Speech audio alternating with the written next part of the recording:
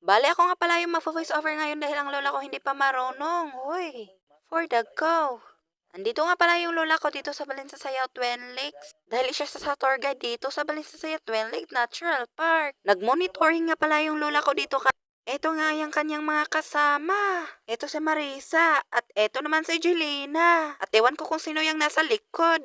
Inayos nga ni Jelena yung bag ni Marisa. Hoy, ayan. Bale mga dinner pala yung nasa unahan ni Ate Marisa. Hoy, wag nyo na layang pansinin yung kamera na paligoy-ligoy. Hoy. At ito naman si Lola Lita. Ha ha ha ha. Anong ginagawa mo dyan? At finally makikita na natin ang mukha ni Lola. Hoy, sobrang ganda. Akala ko nga 45 years old na siya. Pero 69 pala. Pero maganda pa rin. Hoy. For the go. Ay, eto nga pala yung pinagstayhan nila para mag-relax. Sa oras nga niyan ay nag-vlog yung lola ko. Pero iba ang tiningnan. Hoy, sino yung babae na nasa gilid mo? Ay, si Ate Jelena pala. Huwag mong hawakan yung puno, baka maputol pa yan. Ay, joke lang yun. Hoy Lola, tumingin ka sa camera. Ha ha ha ha. Parang hindi niya narinig. Hoy, voice over lang yan. Ano ka ba, Norman? Grabe yung lola ko kahit 69 years old na. Ay, kompleto pa rin ang ngipin. Hoy, pustiso lang yan. Ay, grabe naman yung aura mo dyan, lola. Para kang CEO. Ha ha ha ha. Grabe yung lola ko makapag-vlog, hindi tumitingin sa camera.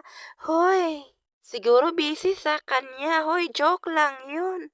Eto nga pala ang nasa gilid ni Lola, ang kanyang mga kasama. Andyan si Ate Heidi, si Lito, si Malin, at ewan ko pa dyan kung sino pa yan.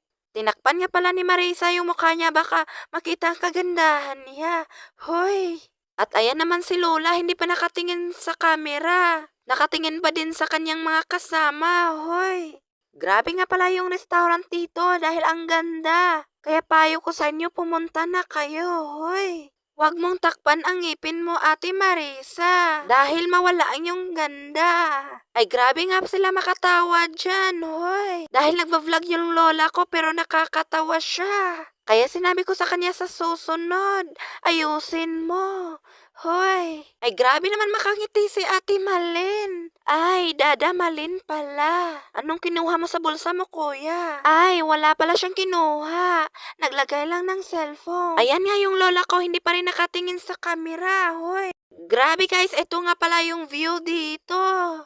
Makikita mo dyan isang bundok. Ewan ko kung asan to, pero sobrang ganda. Hindi pa nga ako nakapunta dito kay